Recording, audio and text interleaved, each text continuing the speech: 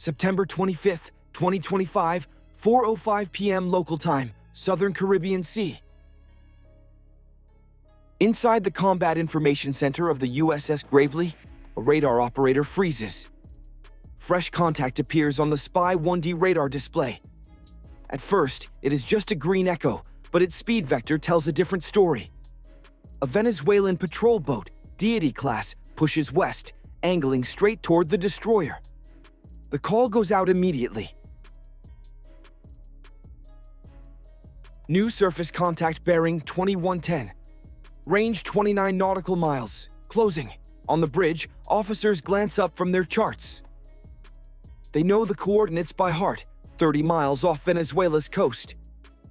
Outside territorial waters, inside international law, but also within a danger zone that has been heating up all month. Just 3 weeks earlier, U.S. forces carried out kinetic strikes on Venezuelan smuggling vessels suspected of hauling synthetic opioids toward the Caribbean. The images spread fast. Flaming wreckage, burning holes on open seas. Caracas responded not with silence, but with muscle. Naval patrols doubled. Jets flew low over U.S. destroyers.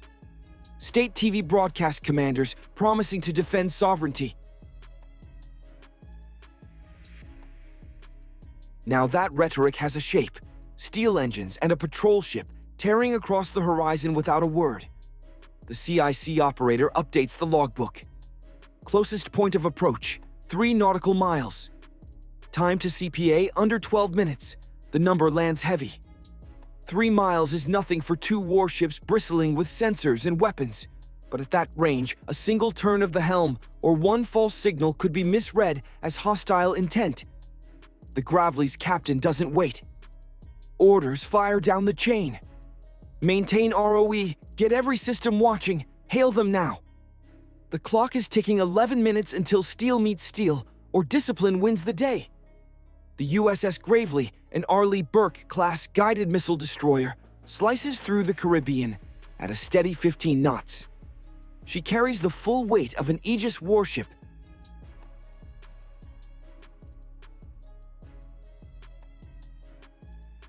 Spy 1D phase array radar, advanced combat systems. Firepower than any regional navy can match. But right now, none of that matters. What does matter is a small patrol vessel on an intercept course. The Combat Information Center marks the radar blip as Track Sierra 214, profile and heading match a Perry-class Venezuelan coastal patrol vessel, one of the Navy's heaviest surface combatants. At 2,300 tons, no trinket. The contact's automatic identification system, AIS, it is silent. That's not unusual for military craft, but combined with its aggressive angle, it is not a good sign. The Gravely's operations officer checks the CPA calculations again. The track is closing fast. Current projection, 3.1 nautical miles. Time to CPA, 10 minutes. On the bridge, the officer of the deck radios down. CIC confirm international water status. Yes, sir. 30 nautical miles from the baseline. We are well outside territorial waters. That matters. Under the United Nations Convention on the Law of the Sea,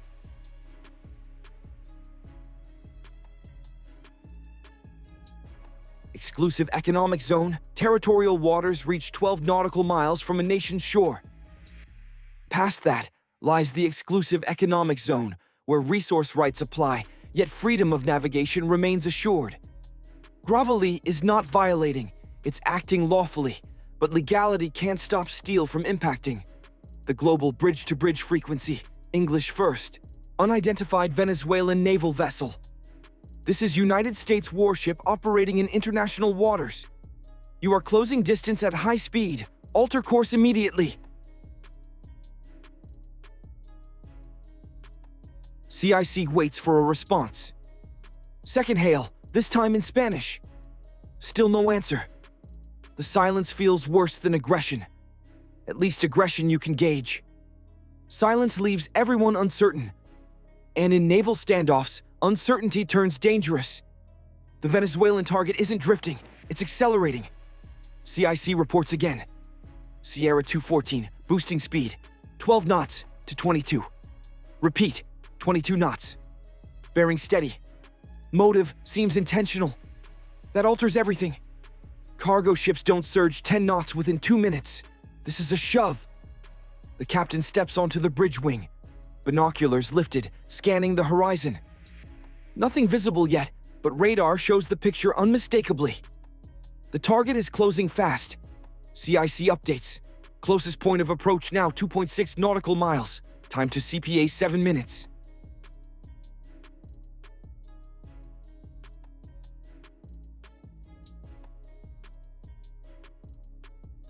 The destroyer's crew runs through protocol. ROE isn't secret, it's logic woven into doctrine.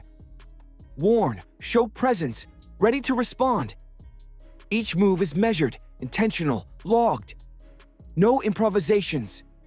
Electronic warfare techs bring the SLQ-32 online, tracking every signal from the contact. If the Venezuelan ship so much as pings gravely with fire control radar, alerts will sound immediately. For now, it's just a low-power surface search sweep, watching, not yet threatening. Deck lookouts spot faint exhaust haze on the horizon. The patrol craft is pushing its diesels hard, funnel smoke rising against darkening clouds. Below on the mess decks, word spreads quickly. Sailors act like they're eating, but every ear is fixed on the general announcement system. Everyone knows the pattern. Radio silence, a ship accelerating. This isn't innocent transit, it's pressure. And the timing makes it worse. Just 2 weeks before, Venezuelan K-8 light attack jets skimmed a U.S. destroyer in the same waters, flying low enough that pilots could see sailors on deck. No weapons aboard, but their electro-optical pods and active radars made it a calculated show of force. Now it's happening at sea level. Aft on Gravely's stern, the MH-60R Seahawk's rotors begin to turn. The message is plain. Venezuela wants to close distance. The U.S. is replying, not with guns, but with eyes in the sky. 7 minutes to CPA. The gap is closing fast. A thud echoes across the destroyer's steel deck as the MH-60R Seahawk powers up. Its twin GE engine spool, rotor wash spraying salt mist over the stern. Sailors in cranials and float coats crouch low, signaling with green wands. The command is sharp.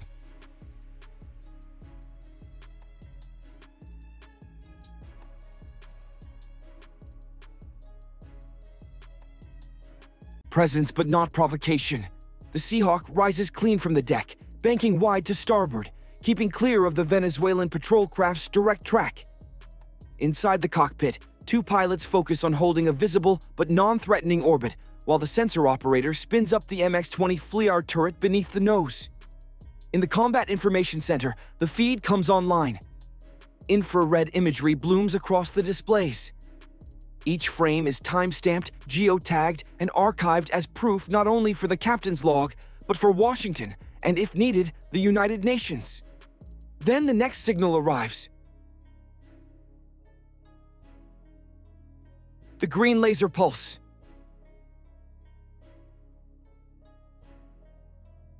Non-lethal, unmistakable. Light floods across the Venezuelan bridge windows. It isn't a weapon, but it's a clear warning. We see you, and we're watching. On the Venezuelan deck, sailors shift uneasily. Some stand by the Odo Malara gun, helmets on. One lifts binoculars toward the circling Seahawk, while another signals with both arms. Whether greeting or defiance, it's not clear. CIC records every action. Crew visible, no weapons aimed, gun covers removed, conduct marked as posturing.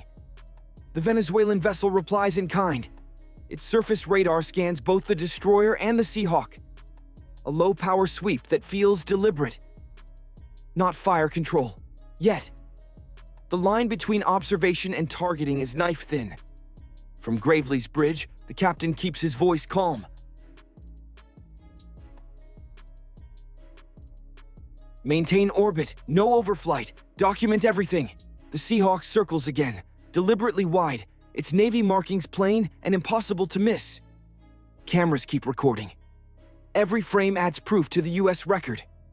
We warned, we showed presence, we stayed disciplined. It's a contest of nerve. Venezuela edges closer. The US responds with clarity. No shots, no impact, only observation and unmistakable pressure. And the standoff stands at its height.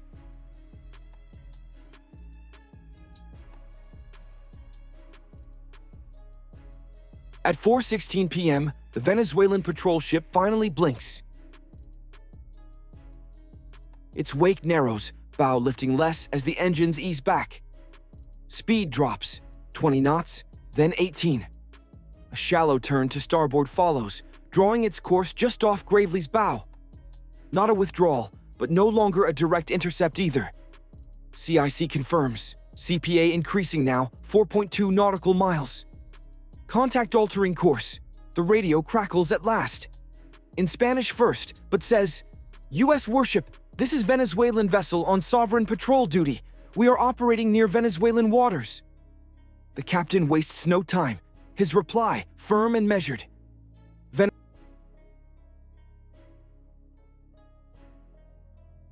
Venezuelan vessel, this is the United States warship Gravely. We are conducting lawful operations in international waters. Your unsafe maneuvers have been recorded. For a moment, only silence. Then, nothing more. No warnings, no new demands. Just the steady rhythm of the diesels and the widening water between two hulls. Over the sea, the Seahawk holds its orbit a little longer, recording the turn, zooming in on the Venezuelan crew, now moving back from the forward gun. Hands clear, stance eased. The message received.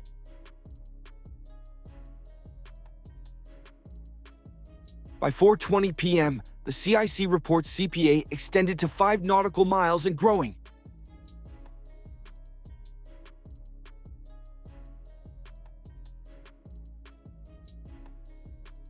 The Venezuelan contact steadies on a parallel path, still trailing from afar, but no longer pressing for confrontation. The destroyer's captain orders the Seahawk home. Rotor blades keen as the helo arcs back toward Gravely's stern, recovery teams moving into place. No shots fired, no collisions, just another tense game of resolve at sea, where presence and discipline spoke louder than words. Encounters like this don't unfold in a vacuum. The Venezuelan patrol craft's bold move was no accident, and the USS Gravely's measured reply was no coincidence. Both actions fit within a larger contest playing out in the Caribbean. Just 3 weeks earlier, on September 2nd, U.S. Southern Command confirmed several kinetic strikes against Venezuelan-linked smuggling boats. Those vessels, suspected of hauling synthetic opioids and cocaine, ignored repeated warnings before being destroyed at sea. It was a rare public admission of lethal interdiction, one that sent shockwaves through Caracas. State media condemned the strikes as acts of aggression in international waters, while Washington framed them as law enforcement against organized trafficking. The aftermath saw Venezuela respond hard, naval patrols pushing past their usual coastal routes, probing deeper into open lanes. On September 10th, Venezuelans K-8 jets. They carried out deliberate overflights of a U.S. destroyer, flying low and slow, capturing every motion. No shots were exchanged, but the message was clear. We see you, and we can press you too. The September 25th encounter with Gravely falls cleanly within that pattern. It's Venezuela's doctrine of asymmetric presence. Create friction, test limits, and stir headlines without igniting open war. Their patrol ship lacks the strength to confront an Arleigh Burke-class destroyer directly, but it doesn't need to. Instead, they edge close, force tense moments, and signal to both domestic and global audiences that they won't back down. For the US, the response is just as calculated, professional, predictable, documented.